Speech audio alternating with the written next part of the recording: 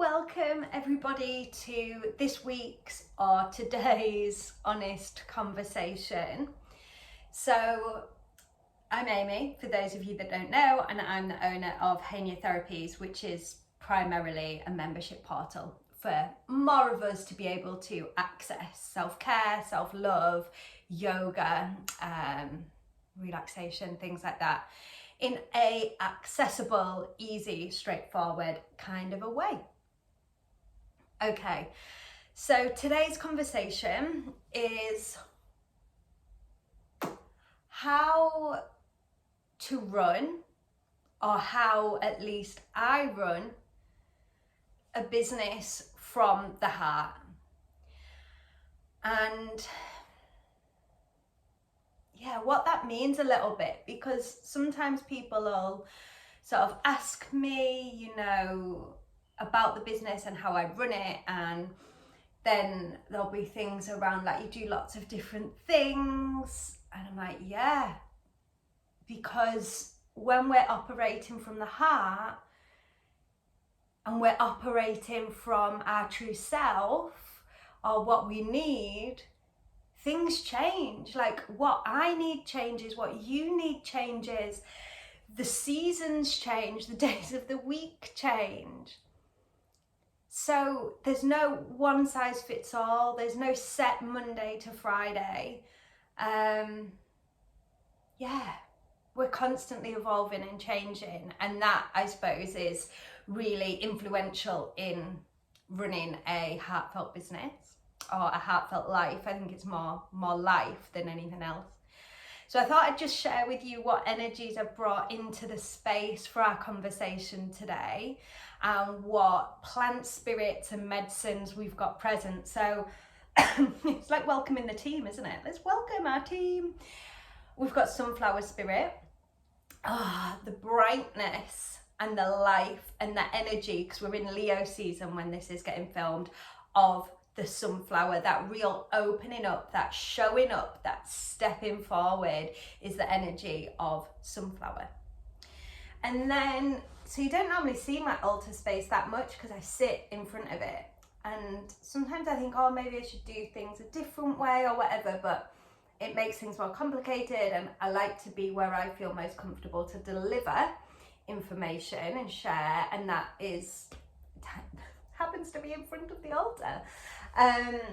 So I'm burning, and I've got it, well, we've got lavender here that's been here for a while actually. I'm going to hang that and dry that. So the lavender spirit, lavender's a gentle sedation, so it'll bring in that energy of relaxation. And then in the burner, well, actually, there's so many medicines, so many plant spirits I'd forgotten. So I've got incense, which is rose, so I've got the energy of the rose, of the divine feminine. And then in the burner, we've got Palo Santo for cleansing, clearing, and grounding earth spirit. We've got calendula, the light, vibrancy, similar energetic to sunflower on that ignition of the light. And then we've got, who else are we welcoming in? Frankincense, the spirit of frankincense. So this is a sacred resin, comes from a tree, and it really, again, most of these are cleansing and clearing, but that's kind of a base layer. On top of that, the frankincense really helps us connect to our sense of spirituality and to spirit, and helps us commune with spirit, with our own soul, opening up the third eye and the crown. And it helps us settle into that. So I suppose that links quite nicely into a heartfelt business. Frankincense spirit, helping us settle in to the awareness that we are more than just a business, that we are more than just being busy, that we're more than this world that consists of 9 to 5, of money monopoly, of stress, of all these things that we've kind of created and pretend are important that aren't. And frankincense helps us drop into what is real, which is a combination of both our earthly existence and our divine existence meeting in the heart. The heart chakra is our meeting point. Our meeting point from above and from below, the meeting point of the lower chakras and the upper chakras, this point where we can share both. I could do this emoji, couldn't I? It's not an emoji. Well, it is an emoji actually. This meeting point where we can share what we know from our higher self and what we know from our earthly self. And both are equally important. So I'm not here saying that one is more important than the other. So that's who we've got in with us, and a little bit of context for the energies in the space and the energies you might be feeling as you're watching as well today. So why am I even talking about running a heartfelt business? Mainly because people ask me what that means, and it's one of my main pillars of my business and ethos, and part of the ethos. And to give you the bigger picture, there's 3 pillars. There's 3 things that are important to me and 3 things that I come back to when I deliver work. 1, accessibility. Access to whatever it may be, whether that's yoga, massage, therapy, self-care, ritual, whatever it is, about being accessible. And when I break down the word accessible, for me that's about adaptability. So we cannot be accessible for everybody. That's an ideal that doesn't exist. Some people might want to argue with it, but in my experience, I don't believe we can be accessible for all. It's about being open-minded and listening and being adaptable and adaptive. That's what accessibility means for me and within the business. Second pillar of the business is affordability. When we're operating from the heart, I really believe that we have to be fair around money, fair for ourselves and fair for others. Fair for ourselves and fair for others. Affordability, having different price brackets, being able to hold conversations around money, and being, it's part of the accessibility as well, isn't it? And then the third one, there's only 3 pillars, but all pillars can be broken down, is from the heart. From the heart. And that's what I'm diving into a little bit in a very sporadic way this morning. So I hope that you're like, oh, where's this going? But maybe it's a prime example of what from the heart is. Sometimes it's really coherent and sometimes it's a little bit more varied. So that's absolutely fine. So on a personal level, I may talk about those 3 things as business pillars, the ethos of Haney Therapies, but really stripping it back, they are what's important to me as a human being and how I aim to operate in the world and show up in the world. They're the 3 things that I want to share with people, whether I'm working or whether I'm not working. I want to be honest and act with integrity. I want to be accessible and adaptive. Affordability is a little bit more businessy than the other 2. So what that means is for you, if you aren't a business owner or you have no desire to be one, it's still important to consider, how are we operating in our life? How are we making choices that are in alignment with our heart-centered knowing, with our truth, in balance between the above, the divine, which is actually through, and the earth and our existence within the day-to-day? How are we balancing that? Because when we're balancing that, that's when we feel the most centered. And if we think about that, it makes complete sense, right? We're in the center. So we're centered. We're in that central chakra, that central energetic space.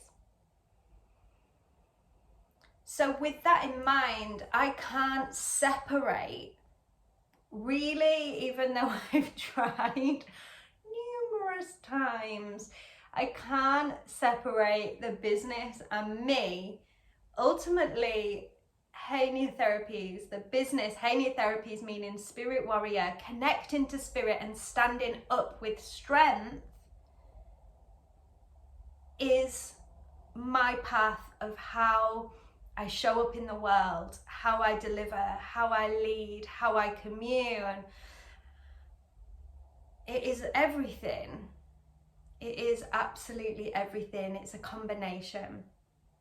So if I'm operating from my heart space, and that's defining what I'm outputting, what I'm sharing, what I'm delivering, then that means that business, heart-centered business, never stays the same. Because as human beings, we're constantly evolving. Everything is evolving. Plants are always evolving. Water is moving. Air is expanding. Things are happening and shifting all of the time. And so are we. So the business changes. You know, that's completely normal. So within your life, if you're thinking, why can't I stick to this 9 to 5, or why doing things in this linear way, in this Monday to Friday, in this whatever it might be, isn't working? Because you're evolving, you're changing all of the time. All of the time. So then on a deeper level, what does it mean to have and to run a heartfelt business? Okay, so when we begin to strip back the layers, when we start to connect in with ourselves, when we begin to process our previous life experiences and our expectations of future experiences, and we start to unpick and unpin and draw these things out and go, okay, what is at the center of me? What is here? What is at the center of the heart space? What is at this connection point of above and below? And it is love.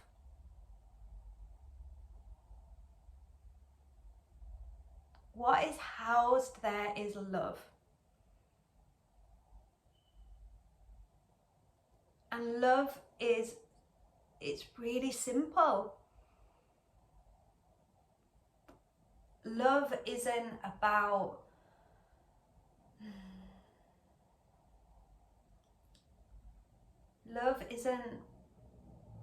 all these crazy external things, all these extra pressures and judgments we put upon ourselves. Love is everlasting, is always there, is not that buzzy butterfly feeling. It's a level of awareness and consciousness which may feel like contentment, presence, and bliss. So if we look at yogic teachings and yoga philosophy, we look at the word Ananda, which in Sanskrit means, or in English, in translation from Sanskrit, is bliss. Just bliss, Ananda. Always there. So if we've stripped everything back and we've come back to our heart and we've found a sense And I'm not saying, oh, we just all arrive here. I'm not there at all. But I have an awareness of it and I tap into it. If we have an awareness of that, we know that life is much more simple than we've made it. Therefore, this is twofold in the way that we show up in the world, and especially in business, if you're considering running a heartfelt business. What I share has to be simple, because what we're aiming to come back to remember, to feel, to exist in, for our ultimate sense of contentment, of bliss, is simple. So there's absolutely no point for me in sharing complicated practices, in sharing extensive courses. And that's for some people, but for me it's about keeping it super simple, because that's where we're aiming to go, to a place that is simpler, that is more real, that is more honest. Then that's what we have to practice. That's what we have to practice. And then the second part of that is how we operate as practitioners, as teachers, as therapists, as business owners, as marketers, as all of those things. Aiming to show up and create content and run the business with that energy too. And I think this is the hardest thing, because business busyness, we're constantly made to feel we need to share content all of the time, that if we say that we should be creating something once a week or once a day, whatever your agenda is, or you want it to be, that's sticking with these old frameworks that are not actually in line with our true self. If it's simple and it's honest, sometimes these structures don't work, or they don't work for me. So I have to remind myself, you know what, if I don't feel like filming today because I'm not 100%, or it doesn't feel in alignment, spirit's not guiding me in that way, then I have to take a really deep breath. And I find it really hard, because as a business owner, you think you should be doing, and go, you know what, it's okay not to do it today. If the energy's not right today, I'm not doing it. I aim not to let people down, because I aim to treat people how I like to be treated. So it's finding a balance between those things. But if it's something like recording content or showing up on Instagram or on YouTube, then I really consider, is it right today? And the way in which I do that, I'll share at the end some practices that you can do yourself to say, am I in alignment with my heart-centered knowing? Am I operating from this central point? So for me, I think that is 100% the hardest thing, but my aim is to show up, let people know that I'm taking some time off, or that I was going to film and now I'm not. You know, let people know that, because when I permission it for myself, I permission it for somebody else. I've seen it being permissioned to me by some of my yoga teachers where I trained in India. You know, if they weren't 100%, they weren't coming in, and I would feel a bit triggered by that, and I'd be like, well, I've paid all this money for this yoga training, you should be coming to teach me. But they weren't feeling 100% that day, so they didn't come. That was a massive lesson and permissioning for me to do the same. And I think we all need that, rather than going, we should show up regardless, and then we end up burning out. You know, we've got a culture of sick people because they're showing up every day when they shouldn't be. Okay. So another part, which I won't go into too much, because for some reason I seem to have made it to 20 minutes. Chatting. You can hear the bin men going past. Another important element for me, showing up in life and in business, is the trusting of my intuition, my knowing, and my heart and body felt sensations, my somatic responses, so those gut feelings, those heart-centered feelings. We are all gifted with ways we attain information and skills in how we can deliver and how we can work. But we've kind of existed in a way that promotes verbal articulation, writing, science, and kind of bypassed or not put as much focus on our inner knowing and our body felt experience. And they're my main energy sources, not energy sources, knowledge sources. So it took me a really long time. Yes, they're combined with years and years and years and years and years of different trainings, readings, teachings, experiences. But when I'm working with a client, or when I'm speaking, or when I'm teaching, my main source of information is coming through a combination of those, and also my intuition, my connection to spirit, my knowing. It comes in, I share it. And I found it really hard to admit that for a long time, because I'd see people with these really long plans and, you know, really detailed classes, and I'm like, I don't know, I just see who comes into the space, I read their energy, and I go with what's there and what's needed at that time. Yes, that's combined with training and understanding and experience, but ultimately that's how I've always worked, always, since I started teaching when I was about 16. I started teaching dance and movement, and so that's like 20 years. Always taught like that. See who comes in front of me, channel the information that's needed, and do it and go.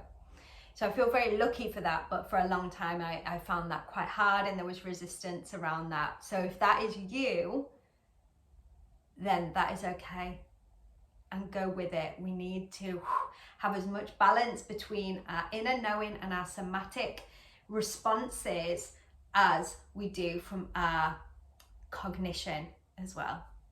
Finding both in balance. And that feels risky as well. Every time I have a client come in and I'm like, I don't know what we're doing today. I never know. I don't know. And I'll stand, I'll connect to their body, and I'll go, is this gonna work today? Are we gonna go the right way today? It's a risk. It's always a risk. Oh, goodness me. But I suppose that risk is kind of trusting that intuition, and that instinct is like, you know, for the dog owners of you, when your dog doesn't like someone, you're like, whoa, I will trust that dog because they're reading the energy. And we trust that. Like, why don't we trust ourselves in the same way? I don't know. So for me, they're the main central points of how to, and how I suppose, not how to, it's not how to, it's how I, because I know that people are interested and ask me, and I want to be able to say that you can operate from a heart-centered place. So firstly, it's hard to run a heart-centered business because we've been conditioned to run businesses and our lives in a different way. So we're kind of going against the grain a little bit, you know, with that, trying not to be so busy, making it not all about money. And yeah, we're going against the grain. Just to be clear, it's not that it's not about money at all, but it's shifting our perception a little bit. You know, it's not exploiting other people for their money or exploiting ourselves. So we're going against the grain a little bit. That's one of the hardest bits, going against the grain. Going against the grain feels difficult because we've had generations of doing the 9 to 5. Work is hard, work is shit, show up regardless, exploit yourself, exploit others. We've had too much of that, but we're conditioned by that. So it's hard to do the other. And then also to know that you can operate from your heart center and your inner knowing. When we've stripped back, and we will continue to strip back our experiences, our traumas, our discomforts, whatever, and we're operating from a place of truth, from that place of ananda, of bliss, or we're aiming to be there, then we know that what we're delivering is right.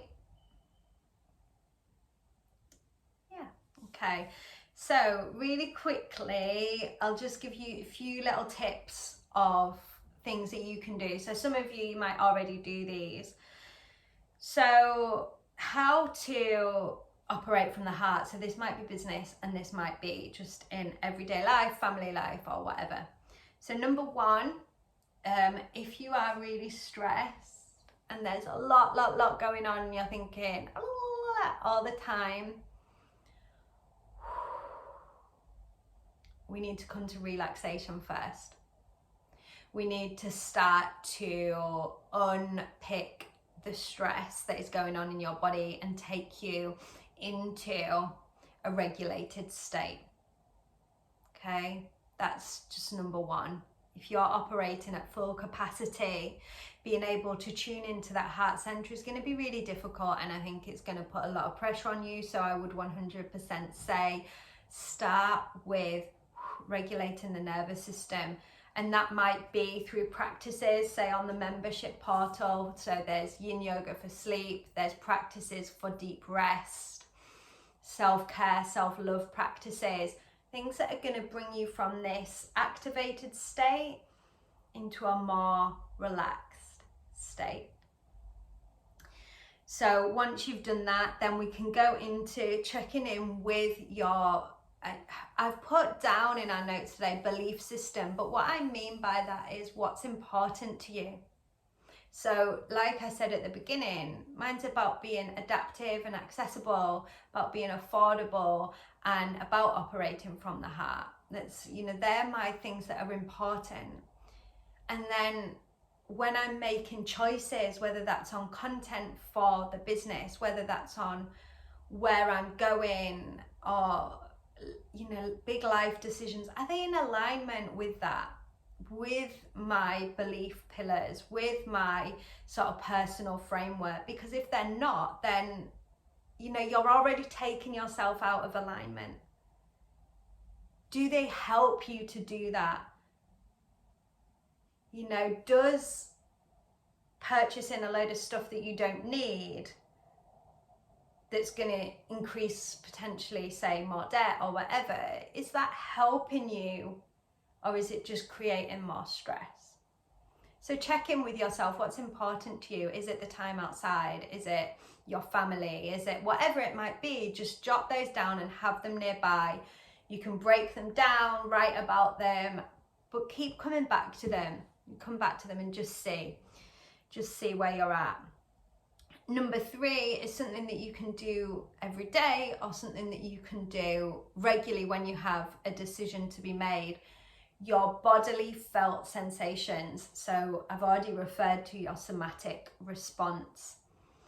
So when we are faced with a decision and we're not sure, so do I want to do my astrology training or something like that? I don't know. That's just me. Keeps coming and going, the thought that I'd like to do astrology training. Ask yourself and see. Give yourself a little bit of space. Put your hand on your heart or on your belly, onto the body. Close the eyes. Do I want to do my astrology training? And give yourself space for an answer to arrive. Maybe it's a tension in the body when you're a bit like, oh, it's like, do I want to go to this event? And the body goes like, whoa, you know, no. You're like, okay, it's making me, my body uncomfortable. My nervous system is becoming anxious. I'm not feeling great. okay, is there a way I can either make this experience safer, or do I just not want to go, and that's okay?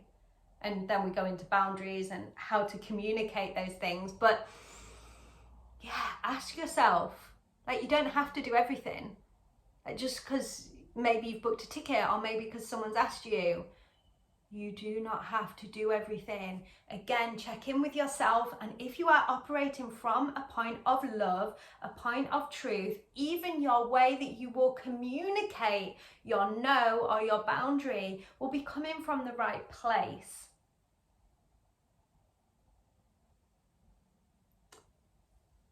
Hope that makes sense. And that actually links to number 4, which is taking time regularly to ask yourself, what do you need? What do you need to be doing? What's your medicine?